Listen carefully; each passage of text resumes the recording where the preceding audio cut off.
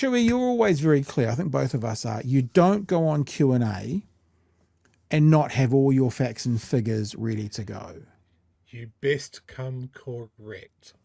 Because Jack Tame is correct. Chloe Swarbrick was on Q&A in the weekend, and she was talking about the alternative budget. And she goes through several things in this clip. She goes through about being the grown-ups, which I love.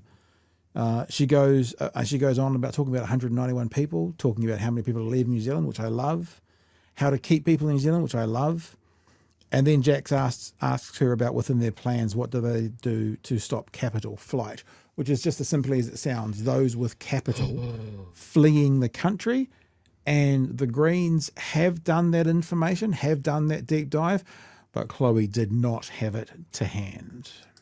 So you didn't have an alternative budget last year. So this is the first time that we've been able to see your party's big picture vision with you as the co-leader. Absolutely. And all the details, I'm sure you'll love to go over. What's immediately notable when comparing it to your election campaign and to the party's vision under James Shaw as co-leader is that you are now proposing billions of dollars in taxes, in addition to the tens of billions of dollars that you campaigned on at the last election. Why? Because this is what it looks like to be grown-ups and to be serious about the fact that we are... Love that response. ...going to require serious investment in order to deal with the $200 billion odd deficit that we have in our infrastructure. Right now... Love that response. We know from Statistics New Zealand data released, I believe, this past week, that 191 New Zealanders are leaving this country every single day. But more concerning than that, 2/3 of them are between the ages of 18 to 45. That is our working age population. So if our Minister of Finance wants to say that the ageing population is the thing that's keeping her up at night, well, we need to invest in making sure that we are keeping New Zealanders here and building a country that is worth fighting for. And that's why we're stoked to put a positive vision forward. And if you're going to be investing, that means you're going to be taxing tens of billions of dollars across the wealth tax and the inheritance tax that I'll get to in a minute. So in swiftly introducing a wealth tax, Treasury said this, quote, "There is a high risk of unforeseen issues and unintended consequences that could lead to significant economic costs." How did you account for capital flight? Why wouldn't wealthy New Zealanders just move overseas? Yeah, so that has been accounted for through avoidance measures and other ways, and they've been independently. What are the numbers? Well, they've been independently. Off the top of my head, I'm more than happy to get the granular detail for you and come back to you on the specifics of. Now, because Chewie, neither of us know the details of sort of the way Deloitte's works when it's working these things out. It wouldn't have been Deloitte's, but whatever group it is.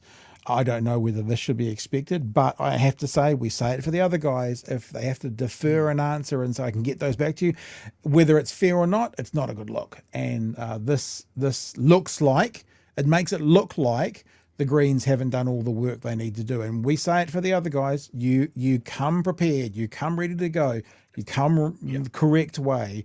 And this goes on for another 60 seconds or so and you'll hear that there's not really an answer to this question. Well, there is. What she's saying is, we know how to do that. And Jack's saying, well, tell us. And she goes, I can't, just because I don't have that to hand right now, which seems problematic to someone trying to set up basically a brand new way to do the economy. I mean, they're actively saying the last 40 years of trickle down hasn't worked. We're going to do it a complete new way. Tell us about that new way. Here we go. Tell me more about that. I can't right now. It's just not the best look for someone trying to sell this vision. I mean, that's a big part of it, though, right? But what those marginal calculations actually are. But again, what I can tell you is that these figures have been independently costed by Infometrics, and we have accounted for the potential of some avoidance measures or otherwise. But that's also why this needs to be considered in the full suite of the changes that we're making. Let me ask this then. Because I think when you had your election campaign, you'd accounted for capital flight with like a 25% margin or something like that. Have you changed your accounting for capital flight to account for the additional taxes that you are now proposing? I'm going to be completely honest with you and say that I'm going to need to come back with you to you on those details. Shouldn't you know this? Well, this is your budget. It is our budget. These are the central policies to pay for the things that you want to pay for. Absolutely. And the first thing that I'll say is that we knew that coming and putting this really complex, really coherent, really fulsome piece of work out there, that we would be providing people with all of these details that they could nitpick if it's coherent, over. By all means, give us the details. It's not nitpicking to ask. I mean, if you're going to propose more than $70 billion in taxes, it's an obvious question. What are wealthy people going to do? Are they going to go overseas? That's a risk that Treasury has identified. And if you can't tell us how you've accounted for that risk and you want to be considered adult and serious, What I'm telling you is that we have accounted for those risks, but I don't have those specific figures for you off the top of my head, and I'm more than happy to come back to you on it. And I'm more than happy to talk about the substance of all of this, but again, I don't think that it's a constructive debate if we're just focusing on those gotcha moments. So it's not a gotcha moment. I mean, this is the detail of the policy that you've put forward, and this is a central part of that policy. So I don't think that was good. I don't think Chloe also saying, rather than this gotcha question, that's defensive. Gary says this. Gary says, I get so used to Chloe being brilliant that it's twice as shocking to see her stumble. This is the thing that I think, right? I actually think Chloe did so much better than most politicians overall in this. Like, if this is basically as bad as it gets in this interview. And this compared to a Nicole McKee this is a masterclass compared to that. In saying that, we are fair and we call balls and strikes. You should have the information at your fingertips for the legislative changes you want to make. Now, the one thing I will say, and I have already said, unless this is such a, and I don't think it is, but unless this is such a minuscule, microscopic 0.5% part of your legislation, okay, we can be gracious, but I don't think it is. I think Jack is fair in saying, if we're going to increase, this is what we always get told. We always get told rich people are going to run away. You've done the numbers, you've figured it out. Why are they not going to? That's actually a really fair question, Chewie. Yeah, look, this is why we like Jack Tame, is that he will roast everybody, feet to the flames. And we're happy to cackle about the right having an absolute shit show. And I think Gary's absolutely nailed it here, that Chloe is usually 9 times out of 10, 100% across everything. And I don't think that this was a question out of left field. Yeah. That was just like, oh, we haven't considered that. Like they absolutely have. And it's just Chloe didn't have it with her. One silver lining of this is I kind of much prefer this to a bunch of spin and bullshit. Yeah, that's true. Of like, we'll come back to you. But for the purposes of this is an interview. Like, who cares if you give it to Jack later? He's not going to do another run at it, is he? This is a really common comment section level question of like, if we tax the rich people, they'll run away. Yeah. Now, much like trickle-down economics, we know it's not true. Okay, these guys have made their money in New Zealand as it stands. Yeah. They're not going to liquidate everything and fuck off. Yeah. Because everywhere that they want to fuck off to has inheritance tax, has stamp duties, has all of these things. We're an undertaxed society. Yeah. And they want you to think about, A, all the rich people are going to run away and take all the jobs with them. Not true. Never happened. Yeah. Or the Greens want to do $70 billion worth of new taxes. They're coming for you. Again, not true. They are questions they need to answer though, and they need to answer them strong. Very clearly. Yeah, because they are in the stuff comments. That means they are on News Talk ZB Talkback. That means they are in those places where that narrative gets spun. You need to be able to span that narrative.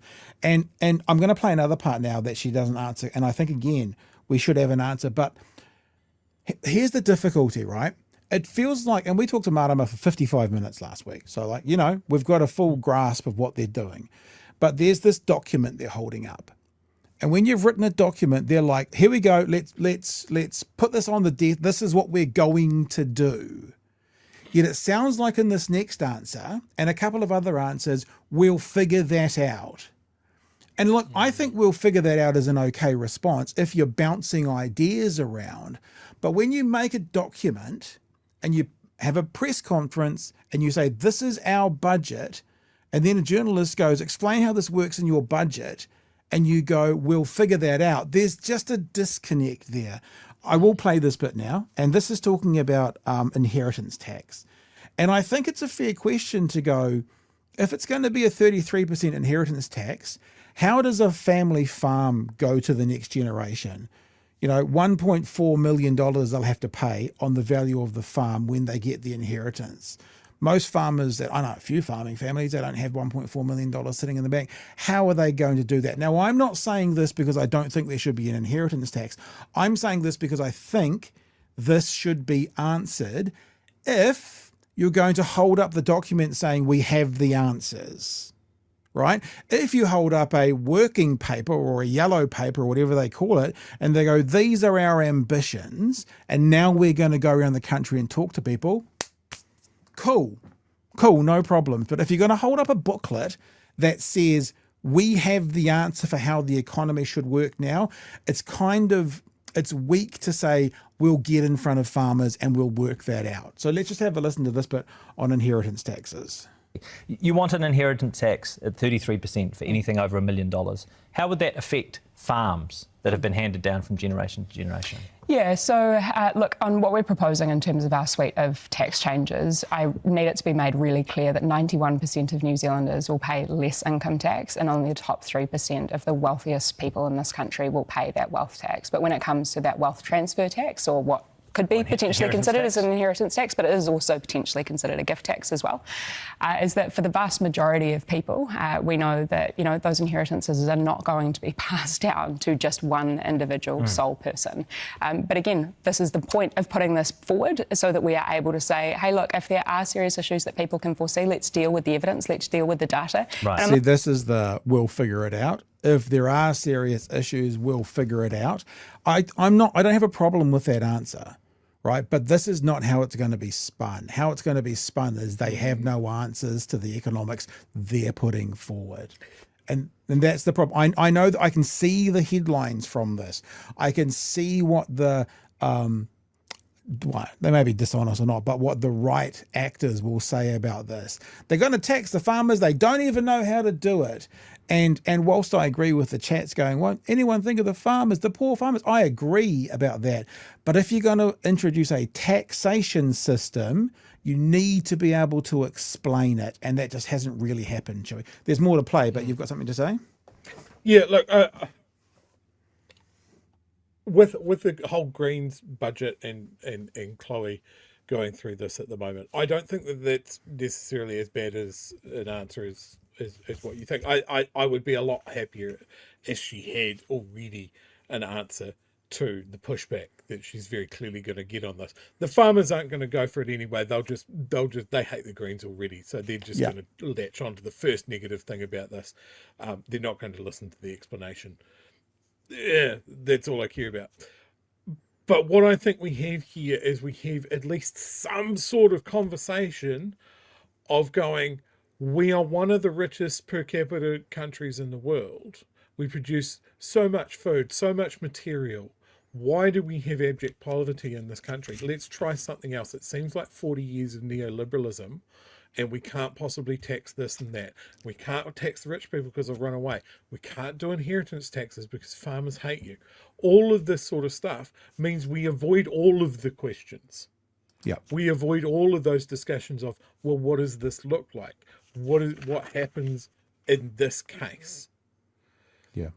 I think the problem is all the other parties get away with their budget going, oh, we're going to hand wave this away and it's fine. The Greens bring a sensible piece of policy to the table that might have some question marks in it.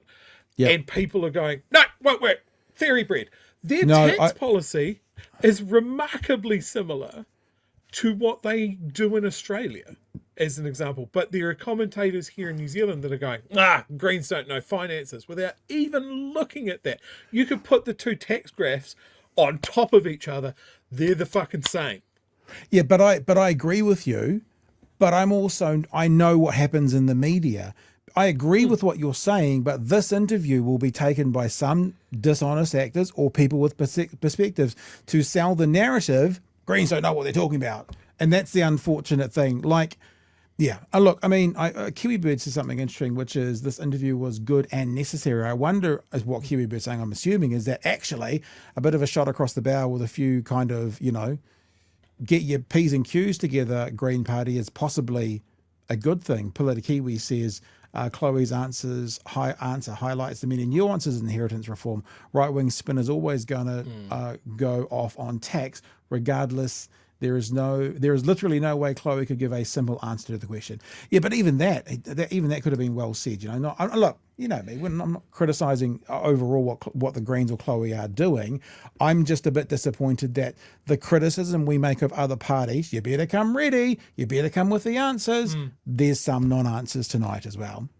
And look, I think that's fair, but I think it also illustrates a point of a place that the Greens are stuck in, that they want to have an adult discussion, and they either come to it with all the answers, Yep. at which case they're dismissed, Yep. or they come to the table saying, hey, look, we want to have a discussion with us, in which case they're dismissed. Like we said about it with what they went into the election last year. They came with the tax policy that was the most exciting thing I'd ever seen. Yep. Especially in comparison with a government that had run out of ideas at that point, and a wannabe government that was just going, oh, fuck it, it'll be better. The Greens were only ones saying that they had ideas, and they were roundly ignored. Look, So is this a case of that the headline for this is like, Chloe can't answer questions, clearly doesn't work, moving on, we're not going to give it any coverage? Or is it going to be what I saw, which is a potentially transformational package that made me join the Green Party on Friday? Yeah, but did you just join the Greens on Friday? Are you telling that? I off the back of that chat with Marama, Ooh, off the back of fantastic. seeing Chloe's press conference about it, and off the back of going through that document, Yeah. and going, this is sensible, well researched, and has a clear vision for this country. I've never joined a political party. I've always said that I'm a green voting national guy. Whoa, sorry, what the fuck? Rob Muldoon just went into my body. A green voting Labour supporter. I'm putting my money where my mouth is this time, and saying this is the time that I join a political party, because we can't keep shifting the deck chairs around of 40 years of neoliberalism and going, we're looking down the barrels of catastrophe. We've got growing levels of poverty. We've got climate change. We've got people making money hand over fist and going, fuck you to the rest of the country. Yeah. We can't keep Yeah. moving the deck chairs.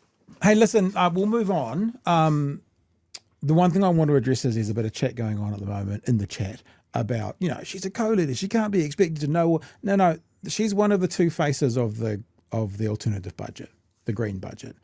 And so we wouldn't do that if it was one of the two leaders within, if it was ACT or the number two. If it was, Brooke Van Velden, we wouldn't go, wow, she's the co-leader and, she can't, we wouldn't do it. So I'm not going to be dishonest about that. If it was a high-ranking number 1, 2 or 3 off one of the other parties and they didn't have their answers, we wouldn't go, wow, I'm sorry if that annoys some people, but I have to be consistent and honest about that. So we wouldn't accept it from them.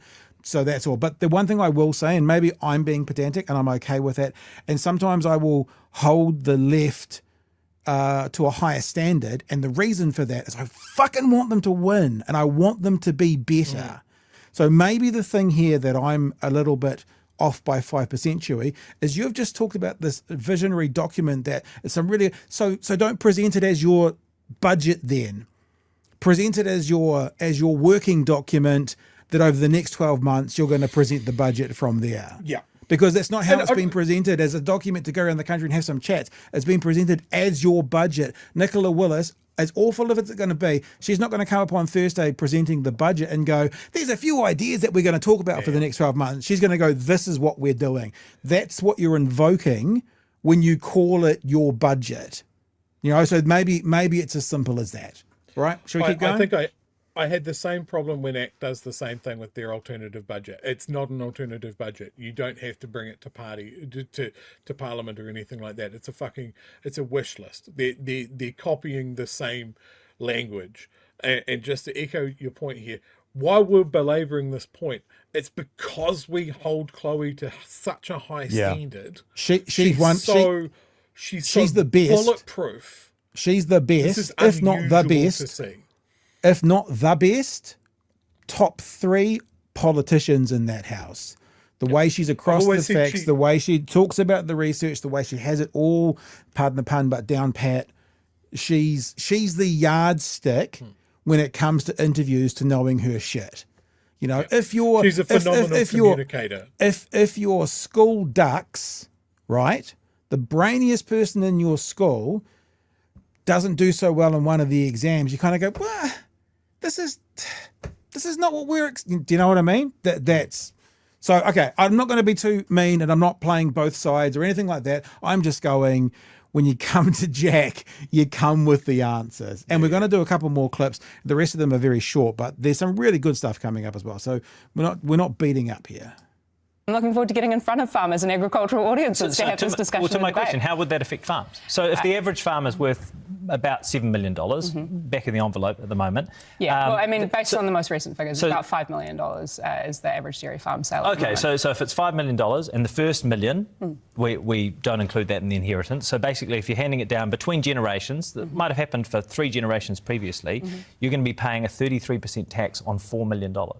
And if we can How are farmers going to do that? If we can just bring it back to the bigger picture here, what we're And so I'm not going to interrupt you, but I know people are saying, oh, but think of the farmers. Okay, think of the person who has a mother in Auckland who's owned her house since the 80s. It's now worth 2.2 million, you know, and if they wanted to keep their family home, I mean, obviously they can sell it and give a third of the 1.2 million, but if they wanted to keep it, they'd have to find themselves 400k to keep it. Not saying it's bad. I'm just saying it's not just about the farmers here. The farmers is a more obvious thing because they're not liquid. Often with inheritance taxes, it's because you get the family home, you sell the family home, and then you have some money. That's not how farms or family businesses tend to get passed on. That's sort of the difference. Talking about, from the most recent available data that we have, is that the average wealth of a household in this country is about 433 million at the highest possible at the retirement age. That question though, right? That's a very important question. So how are farmers going to do that? How are they going to pay a 33% tax on a $4 million? Let's get the data and let's get the evidence and let's see how big of an issue this actually is. If we're to look at different... It's going to be an issue that affects every dairy farm in the country. I hear you, and what I'm telling you is that we currently don't have good data on this stuff, which is why we are very proud to be pushing the boat out, putting this policy on the table and saying if there are issues that people have, let's have a rational discussion about that. We're not going to be silly about it. Of course we want to understand where potential fish hooks are. So I 100% agree with all of that. But that's a working document. I'm not going to belabor that point. She's talking about a working document. She's talking about a discussion document, not a budget. Sorry to say that again, but that's the difference. Yep. That's it. Yeah. Look, there are people in the chat that are trying to answer this for Chloe. Don't think she needs anyone's help. Well, maybe she could have gone down that. There's people saying, hey, look, you know, a lot of these farms are mortgaged up to the hilt. A lot of these farms are broken up amongst, you know, multiple people. That sort of thing, multiple kids. But she could have done that, but she didn't. And I think that's the thing. Is on a show like this, it's like we'd like the answer. Whereas Chloe is correct that, hey, look, we need to make a look at this.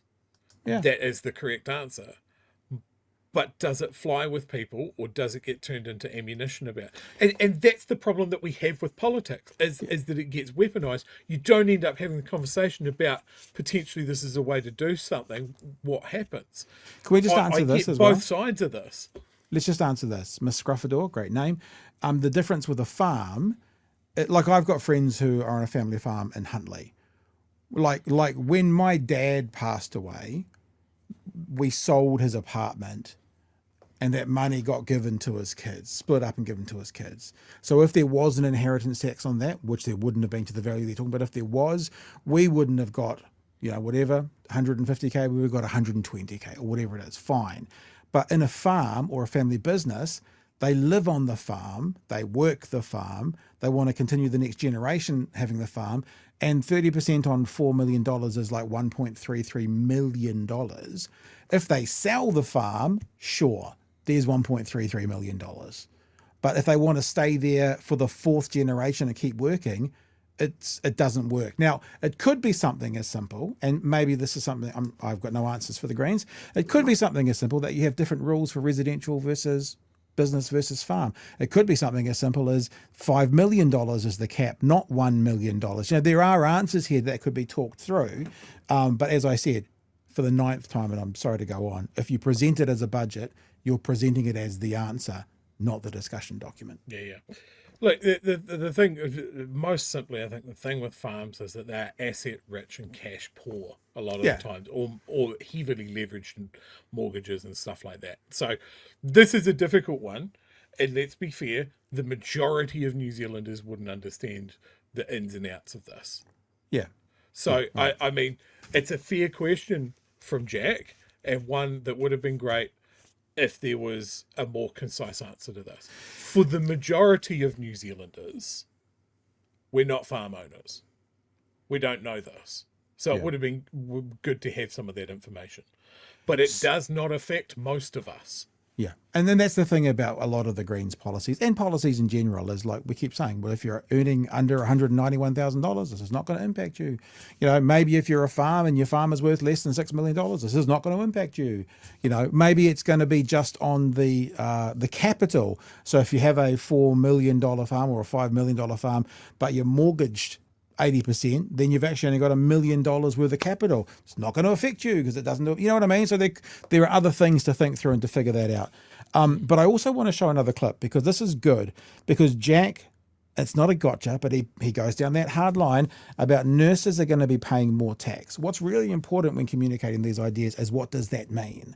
And Chloe has a very, very, very good response for this because she first of all says, she doesn't say it's not nurses, but she's basically saying people earning $120,000. So yeah, some nurses are going to get caught up in that on the top end, but it's really about people earning $120,000. I haven't seen the bit, but apparently Thomas Simeon Coughlin Brown from told me that all nurses earn $280,000 a year. I haven't seen the article, but I believe Thomas Coughlin from News Talk ZB made the point that nurses would be paying more on tax. And I'm assuming, I haven't seen it, it's because he worked out what the salary of a nurse was and decided to say nurses will be paying more, which is very disingenuous. But what Chloe does is rather than, because what matters most, not as if you're paying more tax, is what are we getting for that? If you're paying $1 more in tax and you're getting a free dental system, that's worth $1 more in tax. If you're paying $100 more in tax and you're not getting anything more, then you question it. So what she does very well here is she contextualizes what that means, and it's still, and this is very good. There's a very good response here. It's also worthwhile noting again that 91% of New Zealanders will pay less income tax under our plan. But nurses will pay more. Those at the top end of the scale. And again, any registered nurse will actually pay more. But just to put some context to this, so when you're talking about somebody who's earning $120,000 per year, you're talking about $5 extra a week. The trade-off... $5 extra a week. $5 extra a week. So for 100, so yes, this is like that. Well, they're paying more. Well, 73 cents more. They're paying more, right? So people earning 120K will pay $5 a week more. But the question now is, now we have the context of that time. It's a cup of coffee. Will people earning $120,000 a year be prepared to give up a cup of coffee a week if they get this? Who's earning $120,000 per year, you're talking about $5 extra a week. The trade-off for that, the benefit that we get from the investment is free GP visits, free dental healthcare, free early childhood education, rapidly bringing down climate-changing emissions, and the kind of country that retains our doctors and nurses because we fix our health system and our infrastructure. Yeah, although, I mean, the nurses might be looking at that policy and going, well, actually... No, so that's disingenuous from Jack, because what he's saying is, for $5 a week, nurses are going to have no part of that. Of course, I'll tell you a very quick story.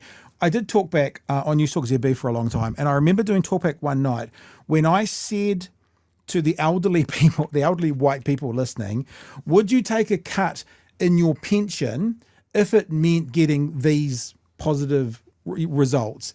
And I think it was something like getting out of debt or whatever it was. And 80% of them said yes.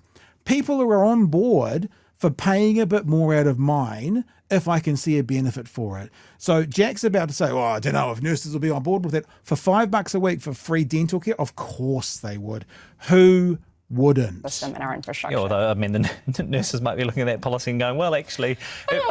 Jack, I've had conversations with many New Zealanders over the years, and I've been in this gig now for the better part of a decade, and many people have told me that they would actually be more comfortable paying more tax if they knew that it was going towards fixing the society that all of us live in. Well, that comes down to the delivery, though, right? That assumes that the delivery is absolutely nailed, and we'll get to that in a couple of minutes. Of course, but again, I just really want to make the point here that we are not 5 million random isolated individuals. Our health, our happiness and our safety relies at least in part on the health and happiness and safety of our neighbours. And if we want to actually improve this country, we're going to have to invest in it, and we're unashamed about that. So Great answer. Like, waboom, mic drop answer. Answer. So what she's saying is, obviously she's not saying yes, nurses, but people earning 120k will pay more. Look what they get. Free ECE, free dental, free GP visits.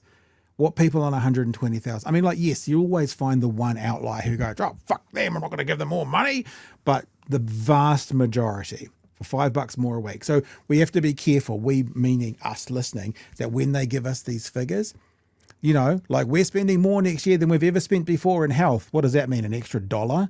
So according to, you'll spend more money national, but according to inflation, we've gone backwards. So we need them contextualized. Chloe contextualized that really well by saying that $5 will give us all these things. And I'm in. I mean, I like to be earning the 120k, I'm not, but if I was, I'd be in, Chewie. Yeah, no, absolutely. I thought that was a really good answer. All right, let's get Chewie. I mean, there's two more clips. One's about the C word. I've seen some comments in there that people don't really care about the C word, so maybe we won't do that one. I'm happy to leave that one in the dust, right, to be honest. All she basically says is, I was never asked about it, but sure, I'll condemn it. That's pretty much the answer. Right, this is about why will this vision work to help get you back into government. So this is the alternative budget. You've had a chance, well, not you personally, but there's been a chance with Labor last time. They had a vision, and that vision wasn't enough to help get the left across the line. Why will this vision work? So I think it's an interesting question, actually. And this is only it's only 60 seconds. So you got 11% in the last election. If your tax policy in that election wasn't enough to win the Greens a governing position, why do you think this vision will be different? I think that New Zealanders are watching the wheels fall off of the economy at the moment. We right now have 500,000 New Zealanders who are accessing food banks every single week. I talk to people every single week who are, complaining about the visible home. Actually, we'll go back a bit. If that's 500,000 people, I wonder if that's 500,000 people, or someone in the chat probably knows, meaning, and then their family. So it might be 2 million people, or is it they're feeding 500,000? Because I said 500,000 people accessing food. Does that mean they're seeing 500,000 people, which then goes to feed their families? Or are they saying we're feeding 500,000 and then 300,000 people are coming to the food banks? If anyone knows that, it would be good to get that answer, because those two things are very different. I'll do a bit of Googling as well. I talk to people every single week who are, complaining about the visible homelessness growing in our city centre. I am working with agencies that are trying to prevent our kids as young as 11 from sleeping on the street. So I think that right now, more than ever, it is critical that we are presenting not only a hopeful vision, but also some really key solutions that are, as we've said, independently costed, but also help to push this debate forward. These are the kinds of decisions that we can make if we decide to invest in our common good. Things that I think all New Zealanders can agree on, regardless of how they vote, that we should have functional infrastructure, that we should have a social contract that says that if people are on tough times, we're going to look after them with the requisite kind of expectation that we'll be looked after too. Done. Great finish. Great wrap. They talk about the C word after that. We're not going to play that. What a great position to hold the flag up and go, this is what we stand for. And like I said, this is what got me to sign up to the Green Party after everything. What do you think your major potential coalition partner would have to say about it? It was kind of one of the things we asked Marama last week, right? Like, how do we, not what you guys need to do, but how do we not get Hipkins to shit all over the Greens? So what are we saying? Labor's Chris Hipkins calls Green budget a huge spend up, unrealistic, but agrees with some elements. My dude! This is what I'm talking about. If you can swap out Labor's Chris Hipkins with Nationals Chris Luxon Yeah. and the rest of the headline still works, Yeah. you are standing in the wrong position. Yeah. You need the Greens, and they are going to come to you with these unrealistic demands. And they might say, this is you forming a government or not, because we've watched New Zealand First and we've watched ACT, and now we get how it works. We want this. We're not going to compromise this time. The other thing is, I don't like the term unrealistic. Now, you said you had to look through the document. Yeah, I haven't looked through the document, but from what I understand and what we're being told, they've all been costed. Now, it might be uncomfortable. It might be, having, parts of society having less money, but unrealistic implies, like I wrote down on my little docket here, that at one stage Jack used the term fantasy stuff. This is fantasy when he was talking about building light rail. This is fantasy stuff. The word unrealistic kind of echoes those same sorts of vibes. This is fantasy stuff. Like, this is impossible. So, well, actually, if they're all costed, it doesn't mean that Labour's going to agree with them, but I don't like the term unrealistic. I also think the huge spend up is very loaded. What I'd like to see Labour doing, pardon the Freudian slip there, Labour doing is going, well, you know what? The Greens have a direction. We support them. They've got a base. We want them to go and talk to their base and see if they can figure it out and put forward a case. And let me just say this to you. The Greens are our natural coalition partner, and whatever they want to do, they should go for. And if we are in a position to form a government after the next election, then obviously those are going to be points for us to negotiate on. Like, you don't need to do all this, because what you're basically saying is you're giving fodder again to David Seymour and the ACT Twitter account. Yeah. Labour's Chris Hipkins calls budget document really interesting and a brave vision. Doesn't say that he necessarily agrees with it, but it certainly gives the Greens a bit more support from their major coalition partner. Yeah. This is the shit that pisses me off. Yeah, gotcha. As someone that's on the left, I do not want to see the Greens and Labour fighting. I do not want to see headlines that suggest it doesn't matter what the Greens bring to the table. We're going to dismiss it out of hand. Because this does not happen with the other team.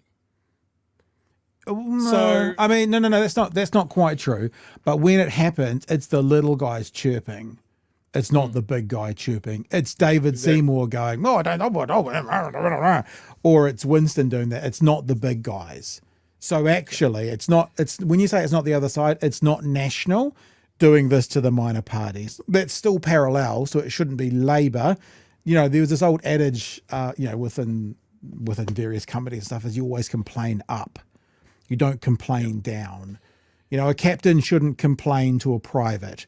The captain should complain to the major. Is that the right order? The front desk should complain to the office manager. The office manager shouldn't complain to the front desk. You complain up, not down. And Chippy's complaining down.